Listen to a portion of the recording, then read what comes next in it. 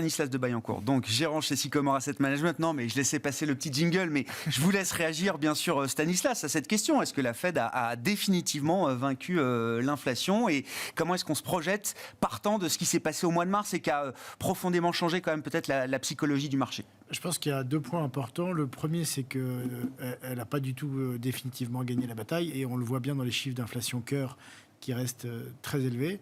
Ça, c'est le premier point. Mais, vous l'avez cité, les faillites bancaires du mois de mars ont laissé des traces parce qu'on ne monte pas les taux sur 12-14 mois aussi violemment sans qu'il y ait d'effets secondaires.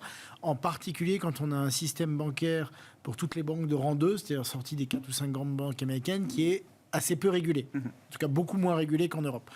Et donc ça, mécaniquement, ça calme un peu le jeu pour la Fed. Et ça limite sa capacité à avoir son peak rate à un niveau trop élevé. Peut-être encore une hausse, mais probablement ça devrait s'arrêter là.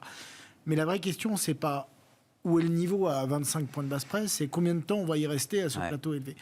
Et là, je pense que les marchés, ils font la lecture de la politique de la Fed. Jean-Jacques l'a très bien dit, en fait, il y a un choix d'arbitrage croissance contre inflation.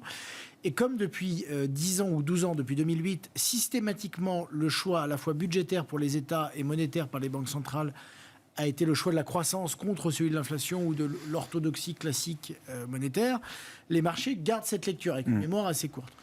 Il y a quand même eu là un épisode marquant, c'est que l'inflation est partie vraiment hors de contrôle. Et de ce point de vue-là, je pense que pour les banquiers centraux, ça va quand même les marquer, en particulier en zone euro. Et ils n'auront pas les mêmes comportements dans le cycle à venir que dans le cycle passé. Et c'est probablement, à mon avis, l'erreur que font les marchés aujourd'hui, c'est d'extrapoler beaucoup trop rapidement des baisses de taux au moindre ralentissement. D'ailleurs, ralentissement qui tarde à venir, parce que la récession américaine, quand on voit tous les économistes de grandes banques, etc., l'attendait pour la fin du Q1, c'est-à-dire maintenant ou début de Q2. À chaque fois, c'est le trimestre qui arrive. On voit qu'elle est un peu plus loin. On voit que les premiers signes de ralentissement dans les ISM sont là, mais ne sont pas violemment là. On voit que le marché de l'emploi commence à s'équilibrer, mais tout en gardant un taux de chômage... Ça reste assez graduel, progressif. Donc, c'est progressif. Ça va toucher davantage certains secteurs. L'immobilier avec des taux qui montent très fort, l'automobile avec... quand vous faisiez un leasing avec un crédit à 0 et un crédit à 5 ou à 5,5, c'est plus du tout le même coût de voiture sur 3 ou 4 ans. Donc ça va commencer à impacter et donc à ralentir. Mais pas de cassure violente. Et pour les banquiers centraux, et on le voit bien avec ce qu'a dit François Villeroy de Gallo hier à Washington, il y a quand même l'inflation qui reste un point important. Et en tout cas, en zone euro, on a une courbe qui est très inversée. Je pense qu'on va rester plus longtemps que ce qu'anticipe le marché sur un plateau assez élevé de taux d'intérêt. Ouais. C'est le put, la protection des banques centrales historiques qu'on a tous en tête, elle est beaucoup plus éloignée, le niveau est beaucoup plus éloigné que ce qu'on imagine. La barrière activante de l'intervention va être plus loin maintenant, et ils sont tous prêts à accepter un niveau de douleur économique, et ça a été très clairement dit par la Fed depuis 6 mois maintenant, un niveau de douleur économique avant d'intervenir plus loin que par le passé, où finalement au moindre soubresaut, on intervenait.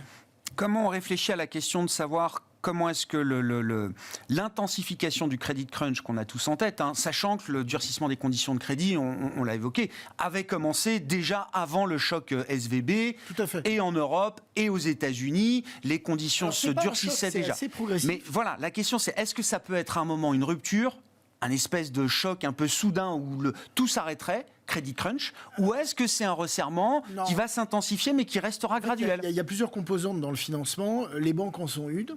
Et c'est probablement la composante la plus régulière, notamment en Europe, parce que du fait de la régulation, elles ont des réserves suffisantes, une capacité à prévu. En revanche, dans la partie plus volatile du financement, que ce soit les marchés obligataires ou tout le shadow banking, là, on peut avoir des coupures un peu plus franches. Et donc, certains secteurs très liés, dont les valorisations sont très liées au financement, par exemple l'immobilier, sont beaucoup plus à risque là-dessus. Et aussi, entre zones géographiques, la situation n'est pas la même. On a probablement un secteur bancaire plus robuste en Europe, en tout cas en Europe continentale, en dehors de la Suisse. Et sur la partie américaine, on va aller vers beaucoup plus de régulation. C'est le sens de l'intervention de Jamie Dimon la semaine dernière. Les grandes banques américaines avaient déjà une réglementation et une régulation différente des banques régionales.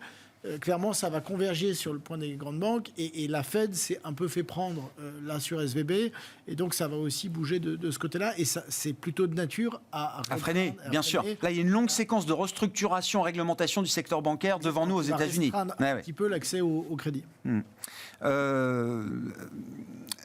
Ça veut dire, du point de vue des marchés, et c'était le sujet qu'on abordait avec Jean-Jacques, est-ce qu'on est encore dans un équilibre qui permet d'être constructif? On le voit sur quand même les actifs risqués. La détente post-SVB a non seulement été rapide, mais très forte. Alors, elle a été forte parce que le VIX est à moins de 20. L'intervention publique a été rapide, assez bien ciblée. Je pense que ce qui a été fait était très bien. Deuxièmement, on voit que les entreprises ne montrent pour le moment aucun signe de difficulté. Et je dirais même au contraire, les marges sont au pic, ce qui est assez rare après une période de très forte inflation. Donc, elles ont fait plus que passer. Là, c'est même l'inverse. C'est grâce à l'inflation que les marges sont au pic, sans doute. Si c'est grâce, si c'est parce qu'il y avait déjà un climat de départ assez favorable du fait des stocks, notamment chez les consommateurs, faits pendant la période Covid. Mais en tout cas, ils ont réussi, ce qui est contre-intuitif, à passer plus que l'inflation pendant cette période-là. Donc ça, c'est une chose. Donc c'est vrai qu'optiquement, les niveaux de valorisation sont relativement raisonnables aujourd'hui, mais il faut faire attention parce que quand on regarde, et on voit ça notamment dans les PE de Schiller, quand on lisse les résultats, on est un petit peu à un pic de profitabilité aujourd'hui, voire même dans certains secteurs à des profitabilités jamais atteintes, comme dans le secteur auto par exemple. Donc à la fois ça a sécurisé le secteur, on a beaucoup de cash sur les bilans, ce qui fait aussi qu'on, même si on rentre dans une période plus difficile, on a des entreprises qui rentrent dans une situation relativement saine.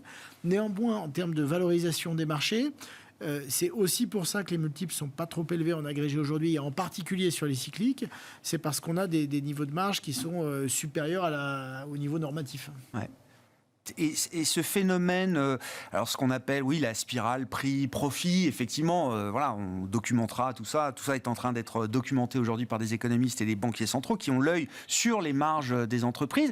C'est un phénomène qui peut encore s'étendre dans le temps. Là, on entre dans la période de publication de résultats. Ou est-ce que quand même, si l'inflation a été un facteur positif pour les marges des entreprises, est-ce que le phénomène désinflationniste, qu'on peut quand même constater, on verra jusqu'où il nous mène, est-ce qu'à l'inverse, c'est un phénomène qui va mettre de la pression là sur les marges de certains secteurs, peut-être? Je pense que les marges vont refluer dans certains secteurs, notamment ceux où il y avait des goulots d'étranglement comme l'auto qui finalement ne pouvant pas produire sur la totalité de la demande. Ils ont produit les véhicules à plus forte marge et donc ça a inflaté un peu les marges. Donc je pense qu'aujourd'hui, il va y avoir un transvasement, peut-être davantage de volume aussi, ce qui fait qu'en termes de profitabilité des EBITDA, il va y avoir une sorte d'équilibre, un petit peu plus de volume, un petit peu moins de marge. Et après, je pense que dans un deuxième temps, de toute façon, pour aller chercher les volumes, il faudra faire des efforts sur la marge. Voilà. Donc là, tant qu'on était contraint et que la demande était très forte, mais probablement la demande, les salaires augmentant globalement moins vite que l'inflation, les choses vont se rééquilibrer progressivement. Sur le plan de l'investissement, qu'est-ce qui guide la logique d'une stratégie d'investissement aujourd'hui? Alors peut-être à travers différents horizons de temps, mais est-ce qu'on est encore dans un momentum positif? Voilà, je sais que c'est le CAC 40, c'est très chauvin, mais la Bourse de Paris est quand même la première place boursière aujourd'hui en Europe, y compris devant le marché britannique. Non, mais c'est pas du luxe, mais en fait, je pense que si on prend 2 pas de recul, ce qui est très intéressant pour l'investissement aujourd'hui, c'est qu'on retrouve de l'intérêt sur plusieurs classes d'actifs. Déjà, les obligations, qui pendant des années avaient des rendements nuls ou négatifs et des taux réels négatifs, c'est-à-dire qu'elles ne payaient même pas l'inflation, elles étaient loin en dessous de l'inflation, donc vous étiez structurellement perdant, parfois même en nominal et encore plus en réel. On n'est plus du tout dans cette situation-là aujourd'hui. Donc aujourd'hui, quand on investit, on a une palette d'investissements à notre disposition avec des rendements attractifs qui est beaucoup plus large qu'il y a 18 mois. Donc ça a diamétralement changé. On retrouve sur les obligations d'entreprise, sur des rendements type sur des choses comme le crossover, donc entre l'investment grade et le high yield en termes de qualité, on est au-delà de 5, entre 5 et 6% de rendement. Donc ça, c'est particulièrement attractif. Sur la partie action, on voit la résilience, plus que la résilience, la capacité d'adaptation et à tenir les marges d'entreprise. Des niveaux de valorisation intermédiaires, donc par secteur, il y a des choses à travailler. On a un très bon début d'année dans la pharmacie avec un bon pipeline de produits. On l'a vu chez Sanofi, Novartis, AstraZeneca. On a les cycliques qui sont assez peu chers. Alors, certes, les banques, on voit que le secteur est un peu challengé, mais d'autres, comme l'auto, il y a de l'intérêt. Et à l'opposé, dans les valeurs de croissance, on voit qu'elles continuent à délivrer et qu'avec une courbe de taux inversée et des taux longs bas, ça soutient aussi leur niveau de valorisation plus élevé. Donc aujourd'hui, on a un panel assez large sur lequel on peut intervenir. C'est plus uniquement un marché qui est uniquement sur les valeurs de croissance. On voit certaines cycliques très bien se comporter depuis le début de l'année, des secteurs qui rattrapent, on voit qu'il y a quand même de la demande, la réouverture chinoise. Donc on peut avoir des portefeuilles beaucoup plus équilibrés en termes de secteur ou de style de valeur. Et entre les classes d'actifs aussi, on retrouve un intérêt beaucoup plus large avec l'obligataire et en particulier les obligations d'entreprise qui retrouvent un vrai intérêt aujourd'hui. Géographiquement, est-ce qu'il y a un peu l'idée tout sauf les États-Unis ? On voit d'ailleurs, y compris beaucoup d'investisseurs anglo-saxons, américains, qui, KKR monte un fonds en Europe à 8 milliards, Elliott est au Japon, Warren Buffett est au Japon. Non mais il y a un peu l'idée, même venant d'investisseurs anglo-saxons, américains, de se dire, tiens, c'est peut-être le moment quand même de se projeter un peu en dehors de notre immense marché national américain. La performance des actions américaines au cours des 10 dernières années. Leur poids dans les indices mondiaux est d'ailleurs au plus haut historique. Bah ouais, c'est quoi, les 2/3 ? Ou un petit peu moins avec un peu moins. 60% avec le Canada, États-Unis plus Canada, mais c'est un peu plus de ça. Donc c'est très important. Entre-temps, en 15 ans, le Japon a divisé par 2 en termes de poids dans les indices. L'Europe, en particulier l'Europe continentale, a fortement réduit. Donc il y a des choses à rebattre. C'est vrai que ce qui a probablement manqué à l'Europe, c'est une base d'investisseurs locales moins importante due à nos systèmes d'épargne, nos systèmes de retraite qu'aux États-Unis pour soutenir les marchés locaux. Et finalement, des Américains qui drivent les investissements mondiaux, qui avaient un marché national largement florissant et surtout avec tous les thèmes d'actualité des années de 2010 à 2020. Pas besoin d'aller ailleurs. Technologie, etc. Pas besoin de sortir. Aujourd'hui, on retrouve cet intérêt. Aujourd'hui, il est davantage ciblé sur les grandes valeurs européennes. C'est là qu'on voit les flux. Probablement dans un deuxième temps, dans une deuxième partie du cycle, si la résistance et la résilience des petites et moyennes entreprises européennes se confirment, là, on a des niveaux de valorisation beaucoup plus attractifs. Et un petit peu en retard, elles redémarreront, un petit peu comme après la crise de 2011. On avait d'abord eu les large caps qui avaient rebondi et par la suite, les petites et moyennes capitalisations qui avaient rattrapé le train, donc ça sera probablement dans un deuxième temps. Il y a une séquence d'appétit pour le risque à respecter de ce point de vue-là. Merci beaucoup, messieurs. Merci Stanislas de Baillencourt qui était avec nous en plateau, gérant chez Sycomore Asset Management. Voilà pour cette édition Smart Bourse de la mi-journée. On se retrouve ce soir à 17h en direct sur Bismart.